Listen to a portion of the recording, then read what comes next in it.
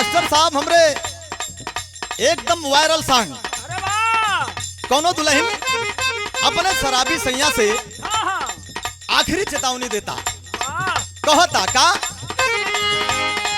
रउवे कीरिए कहता नहीं हम, रउवे कीरिए कहता नहीं हम, ए राजा कहियो माहुर खा के मर जाई, पियल ना छोड़ब तो कुछ कर जाई, ए राजा कहियो माहुर खा के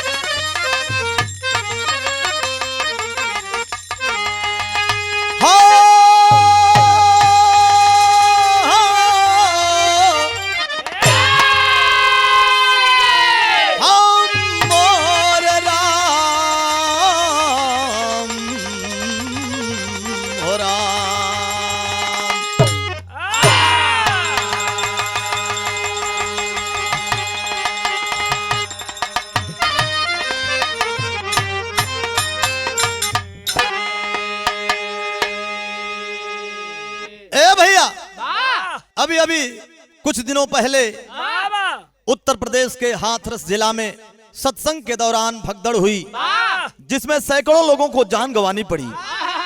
पूरे हिंदुस्तान में इस घटना की चर्चा है। साथियों, बड़ा हृदय विदारक घटना है। तमाम कलाकारों के मुख से आप लोगों ने सुना। मैं डॉक्टर कमलेश पाल अपने ऑफिशियल चैनल की तरफ से, मिर्जापुर जिला के तरफ से, अपने साथियों की तरफ से इस गीत को आदरणीय रामवृक्ष पाल राही कवि जी के लेखनी को मैं प्रस्तुत कर रहा हूं। जो त्रुटियां होंगी क्षमा करेंगे आप लोग। कैसे मास्टर साहब? भूमिका के अंदर भाव भाव।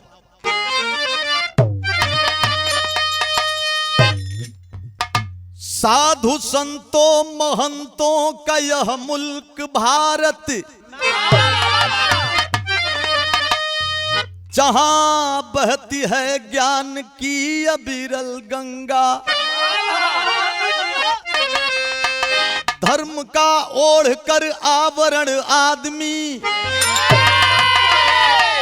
सर्वशक्ति से लेने चला आज पंगा। जानते हैं सभी मानते पर नहीं, अरे मर्जी मालिक बिना हिल सके नहीं एक पत्ता।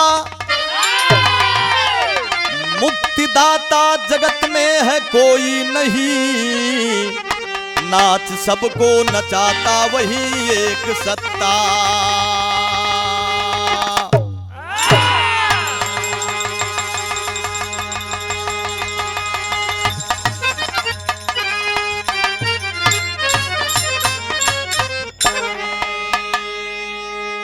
ए भैया, जननी जन्मभूमिश्च स्वर्गादपि गरीयसी। हमारे हिंदुस्तान में धर्म की पूजा होती है, कर्म की पूजा होती है। बतावल गई कि साधु संतों महंतों का यह मुल्क भारत, जहां बहती है ज्ञान की अविरल गंगा। पढ़े लिखे हो गए हैं हम, सजग हो गए हैं, हमें समझना होगा, हमें जानना होगा। एक लाइन कव्वाली का टुकड़ा लगल मास्टर साहब।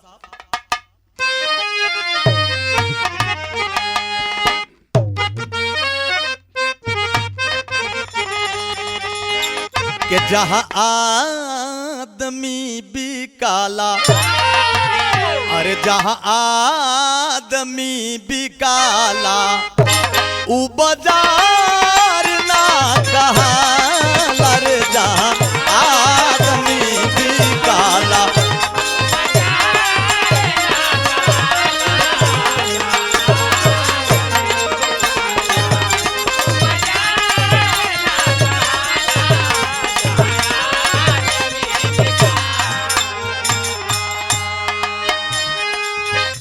जहां आदमी भी काला,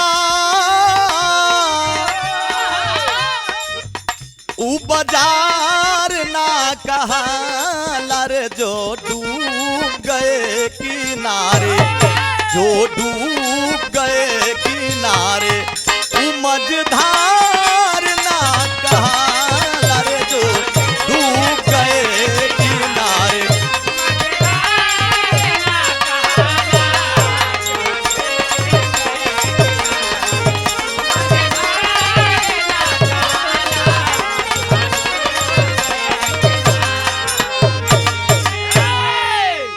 भाव कितना बढ़िया हो।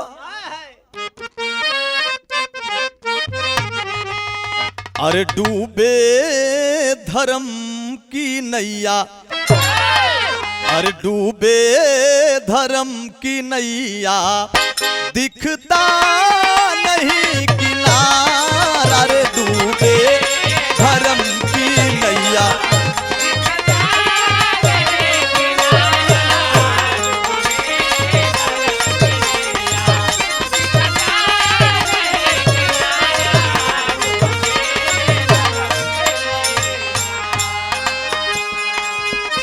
डूबे धर्म की नैया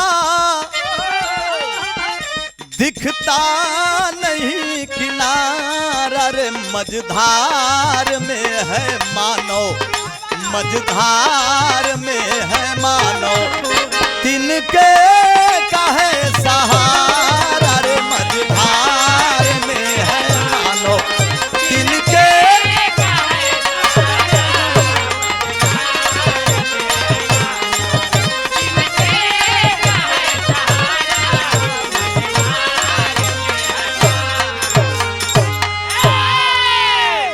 अंधविश्वास में, अंधविश्वास पे भरोसा करने वाले अंधभक्तों, ईश्वर एक है। माता पिता से बढ़कर कोई गुरु नहीं है, माता पिता से बढ़कर कोई भगवान नहीं है। तो विश्वास वहां करो जहां सच्चाई है। तो शहर के अंदर कहना है भैया,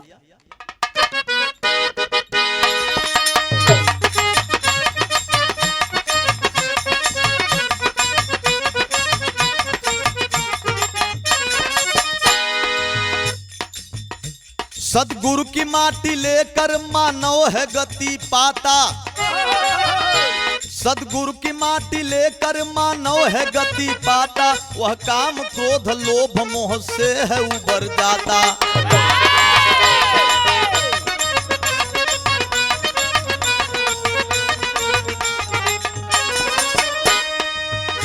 सदगुरु सही वही है जो संताप को मिटा दे।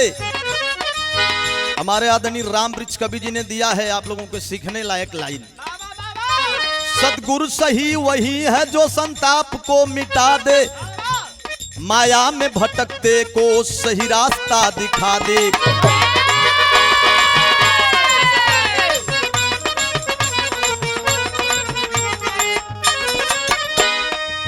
मगर धर्म का खोल ऐसा काम कर दिया, मगर धर्म का खोल ऐसा काम कर दिया, गुरु की अनोखी सत्ता को बदनाम कर दिया।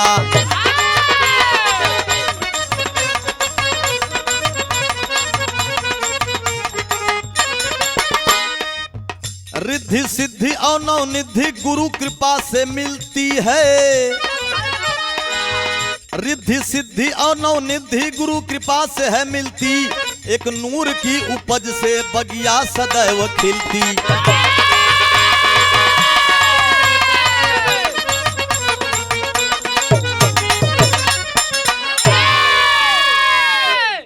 ए भैया, काम क्रोध मोह लोभ से उबरना सदगुरु का दिखाया हुआ रास्ता है। सदगुरु के खोल में तमाम ऐसे ढोंगी शोहरत कमाने की प्रक्रिया जारी किए हैं, तो उनसे हमको आपको सावधान रहना होगा, क्योंकि धर्म का खोल ऐसा काम कर दिया, गुरु की अनोखी सत्ता को बदनाम कर दिया। आगे वाली लाइन में कहना बा विनोद भैया कैसे,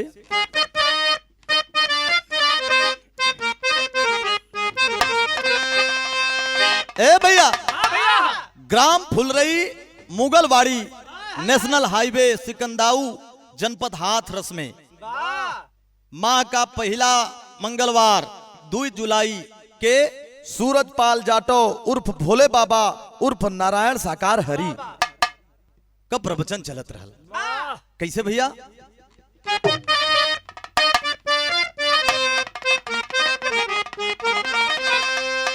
अरे 2 जुलाई 24 दिन दोपहरिया में हाथरस में भीड़िया अपार हो, हाथरस में भीड़िया अपार। साकार नारायण विश्व हरि भोले बाबा जहवा प्रवचन सुनावे हर साय हो, प्रवचन सुनावे हर साय। सूरजपाल जाटो उर्फ भोले बाबा उर्फ नारायण साकार हरि का प्रवचन चल रहा है। वहां बहुत ज्यादा भीड़ जुटने लगी। प्रमाण मिलता है 80,000 जो कि वहां के जो आयोजक थे 80,000 की परमिशन ली थी साथियों, लेकिन 2-2.5 लाख तक की भीड़ जमने लगी। उस समय का भाव कवि जी ने लिखा है, तर्ज बदल गई मास्टर। बढ़ी गईल पीर पिया अब सच कहतानी, अरे बढ़ी गईल पीर पिया अब सच कहतानी, जैसे चूहे महुआ राजा चूहे मोर जवानी।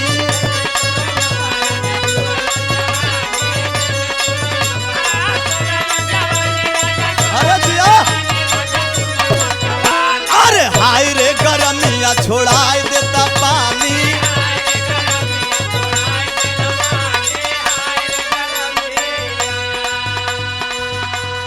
लेकिन भाव कितना बढ़िया हो। अरे बढ़ी गईल भीड़ भैया अब सच कहतानी, ऐसे उमड़ल भीड़ जैसे गंगा जी का पानी, ऐसे उमड़ल भीड़ जैसे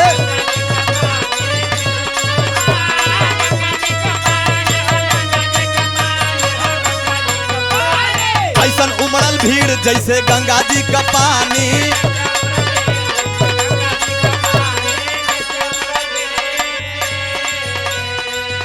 जैसे गंगा जी का बाढ़ आवे वैसे ही भीड़ बढ़े लगल।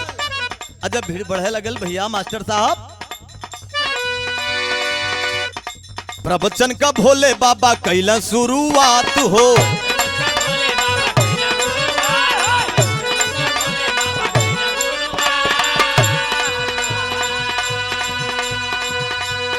प्रवचन शुरू कर दिलन। आखिरी में भगतन से कहल एगो बात हो,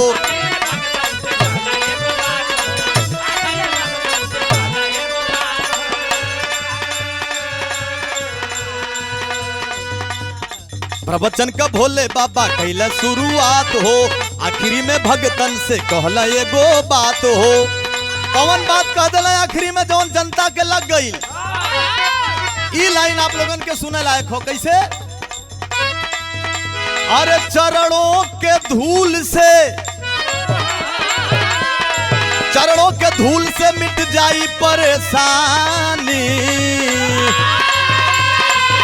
अरे चरणों के धूल से मिट जाई परेशानी, ऐसे उमड़ल भीड़ जैसे गंगा जी का पानी।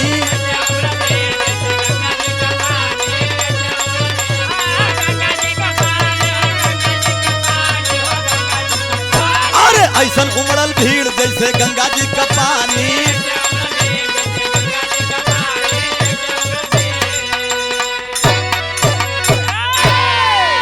ए भैया परमिशन से ज्यादा भीड़, हालांकि प्रशासन वाले अलर्ट थे।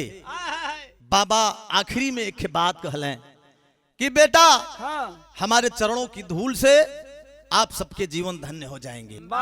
तो तर्ज बदल गई मास्टर।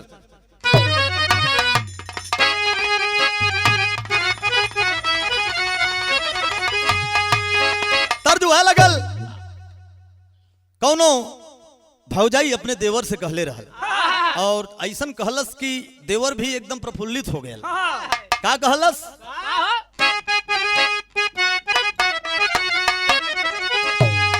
आर हाथ जोड़ पारत बानी, आरत हाथ जोड़ अब पारत बानी, बिनती बार बार देवरू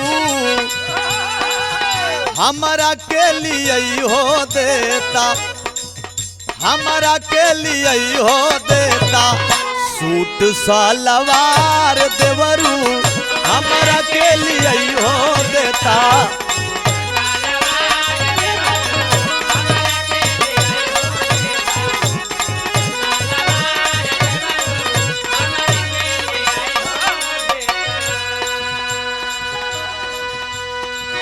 लेकिन भाव कितना बढ़िया हो।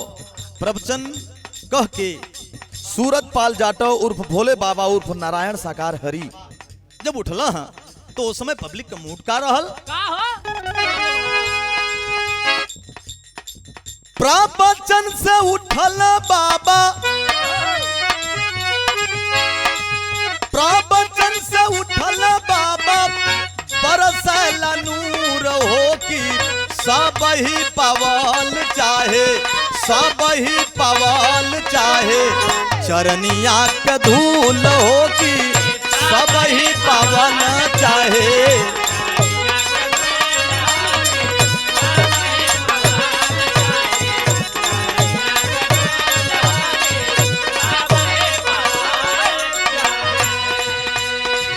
ई बात मीडिया के माध्यम से पता लगल कि बाबा नारायण साकार हरि उर्फ भोले बाबा ने कहा कि चरणों की धूल से मुक्ति मिलती है। लेकिन सवाल ये भी हो सकता है कि कुछ अराजक तत्वों के द्वारा भी अफवाह फैलाया गया हो, जिससे घटना को अंजाम दिया गया और तमाम बेगुनाहों की मौत हो गई। उनकी भी आवाज आ सकती थी। गलत तरीके से भगदड़ मचाने में आप लोगों ने सुना होगा, कुछ भी हल्ला कर सकते हैं लोग। पता नहीं कौन कारण रहल, इत मीडिया वाले और कुछ लोग बतावत हुआ, लेकिन और भी कुछ कारण हो सकता है। फैलल अफवाह दुख दूर होई जाई,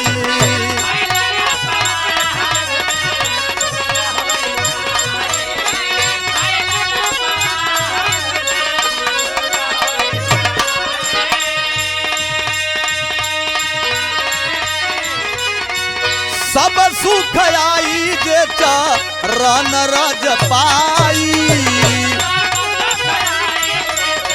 रन रज पाई, रन रज पार।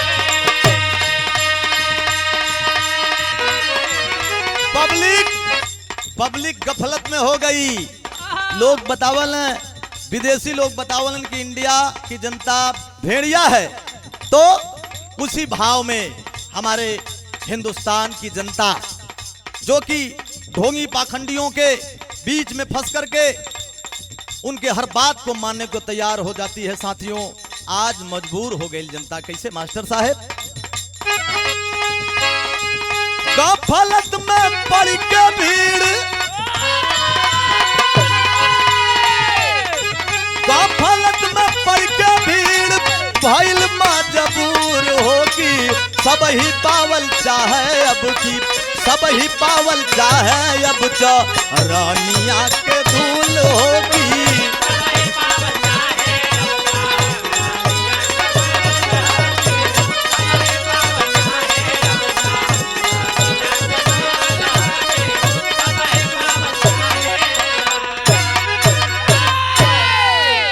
गफलत में पड़कर की पूरी जनता टूट गई चरण की धूल लेने के लिए कि हमारी जिंदगी धन्य हो जाएगी। साथियों, जिंदगी धन्य के चक्कर में सैकड़ों लोग उसी भगदड़ में दबते जा रहे हैं।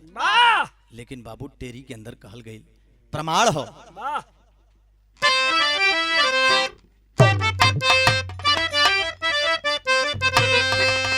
अरे मोर राम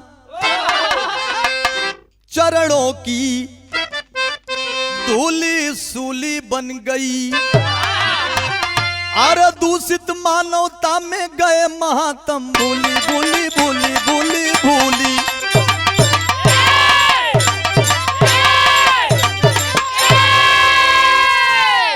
दूषित मानवता में गए महात्म भूली, चरणों की धूली सूली बन गई। भैया हो, भगदड़ में सब एक दूसरे के ऊपर चढ़ने लगे।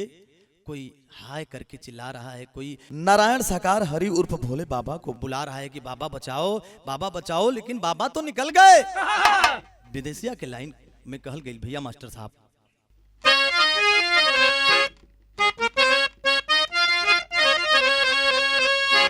भगदड़ मचल भारी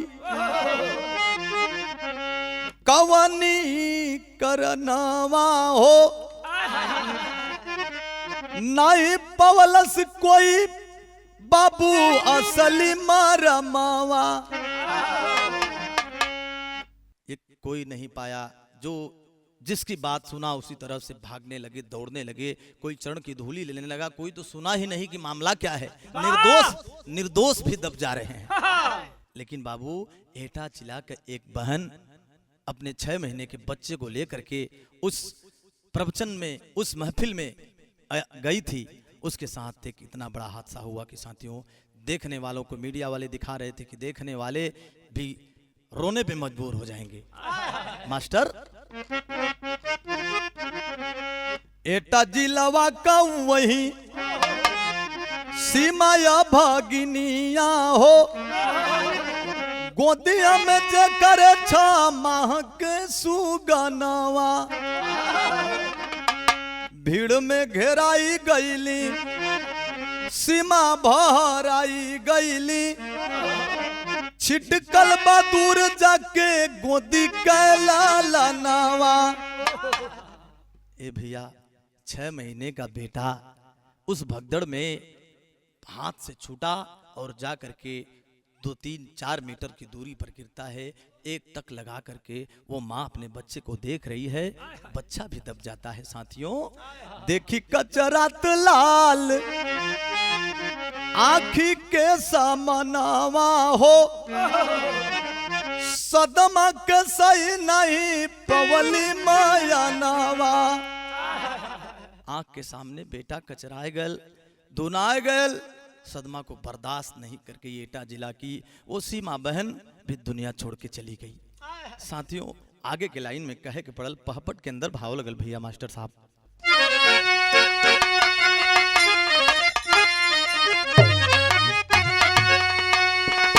हमारा समाज अभी जागरूक नहीं हुआ है।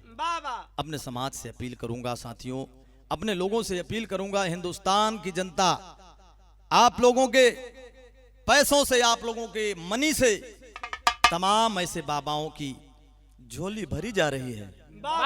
हमें सावधान होगा। उस समय का मंजर को देखकर कवि जी ने लिखा, पहपट के अंदर भाव है,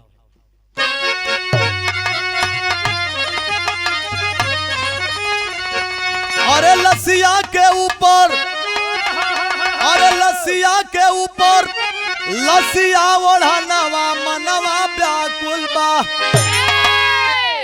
मौत पहिरले पाखंडी गहनवा मनवा व्याकुल बा।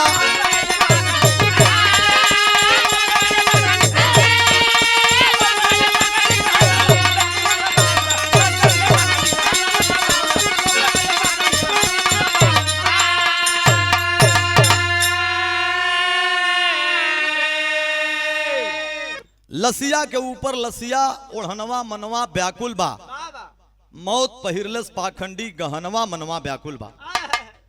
अरे कथा वाचना सही मगर भावना से खेलना पाप हो, वेद पुराण कभी कहे कुरान इंसान का जीवन खास हो। वेद पुराण कुरान हम आपको बताता है कि ये मानव का तन बड़े भाग्य से मिलता है। जब मनुष्य का तन पौले हुआ भैया बाबू लोग, माता बहन जी लोग, तब विचार करे की पड़ी कैसे। अंधविश्वास में उजड़ल बच्चा मनवा मनवा व्याकुल बाप, मौत पहुरलस पाखंडी गहनवा मनवा व्याकुल बा।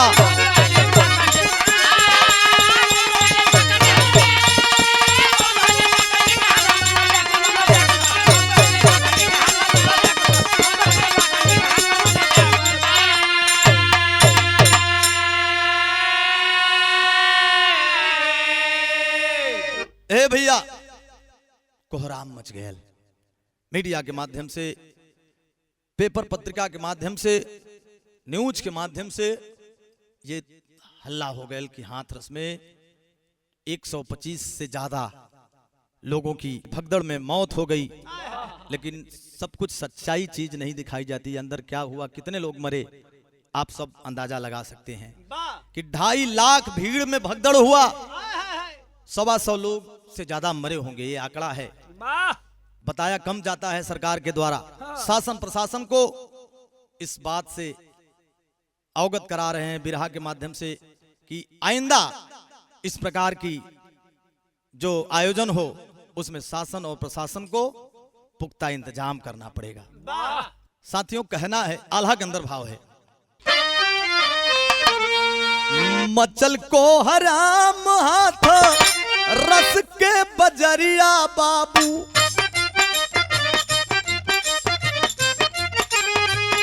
शासन प्रशासन सब गइल बौखला,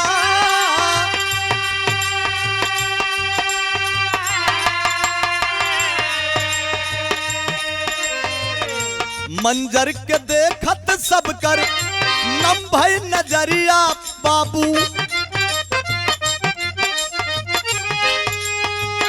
बाबा साकार हरि नारायण गइलन हेरा,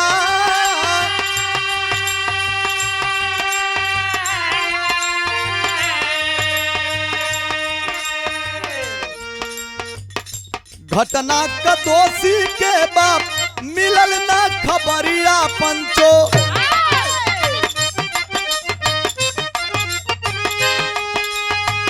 सत्संग आयोजक कोई दोषी ठहरा,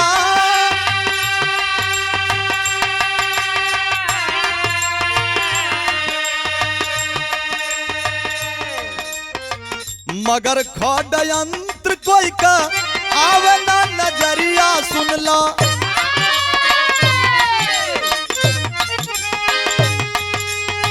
जेकर चलते घटना भइल बिकराल,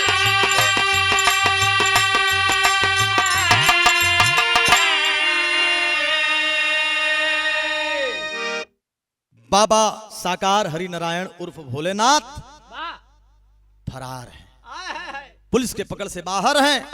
अभी तक पता नहीं चल रहा है कि आखिर इसके मुख्य दोषी कौन है। कार्यक्रम आयोजक कर्ता से ही पुलिस प्रशासन पूछताछ कर रही है और उन्हीं को इस मामले में दोषी ठहरा रही है। बार बार मीडिया वाले उनसे सवाल पे सवाल कर रहे हैं। साथियों, पाखंडियों से दूर रहना होगा। पता चला कि बाबा इतने पूजनीय थे अपने जनता के, अपने भक्तों के, कि दूध से नहाए और दूध नहैले वाले दूध का खीर बने और वही का प्रसाद बटे। तो आप लोग खुद समझदार हैं, विचार करिए क्या सही है क्या गलत है। साथियों, तमाम ऐसी घटना होती रहती हैं, आप लोग मीडिया के माध्यम से देखते हैं। एक ही बाबा, ये पहले बाबा नहीं है। हमारे हिंदुस्तान में तमाम ऐसे बाबा, कुछ बाबा जेल में हैं, कुछ लाइन में लगे हैं, कुछ लाइन में लगे हैं। तो अब से हमें सावधान होना होगा ऐसे बाबाओं से। ज्यादा कुछ बिरहा के माध्यम से क्या कहेंगे साथियों, अब हमारा समाज पढ़ा लिखा होता जा रहा है, आप खुद बुद्धिजीवी हैं। बिरहा के माध्यम से डॉक्टर कमलेश पाल यही कहेगा कि अब अंधविश्वास की तरफ नहीं, जहां विश्वास समझ में आए वहां हमको आपको, गुरु तो गुरु होते हैं, ये नहीं कि हम अपने गुरु को छोड़ दें। गुरु मानिए, लेकिन गुरु गोविंद दो खड़े काको लागो पाए, बलिहारी गुरु आपने गोविंद दियो बताए। गुरु यानी गुरु के बताए हुए रास्ते पर हम भगवान को प्राप्त कर सकते हैं, लेकिन असली भगवान कौन है उसे हमें आपको जानना होगा। अंतिम लाइन में कहल गई विनोद भैया,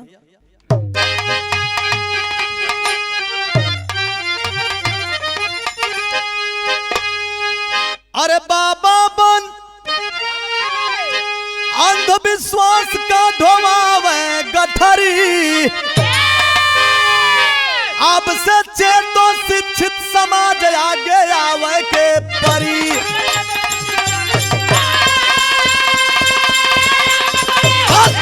अरे दिया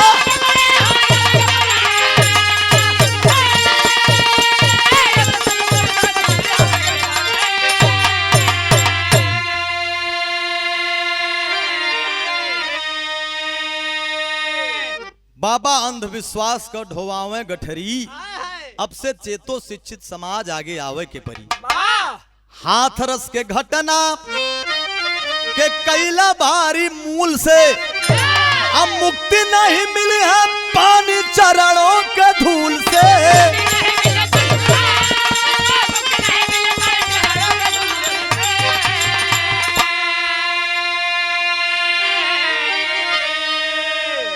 मन चंगा बात कठौतिये में गंगा बा, साथी पानी और चरण के धूल से मुक्ति नहीं मिलने वाली है। कैसे? ऐसे पापी पाखंड के ठुकरावे के परी, अब सच्चे तो शिक्षित समाज आगे आवे के परी।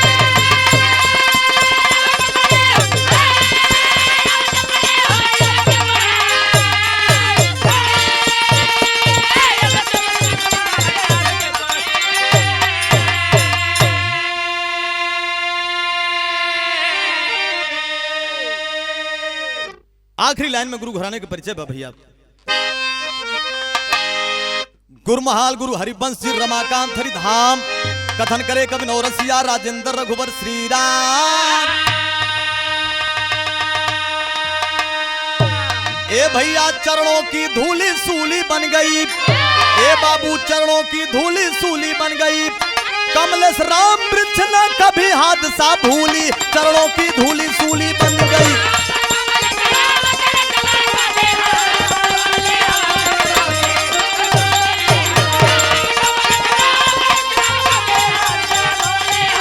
चरणों की धूली सूली बन गई।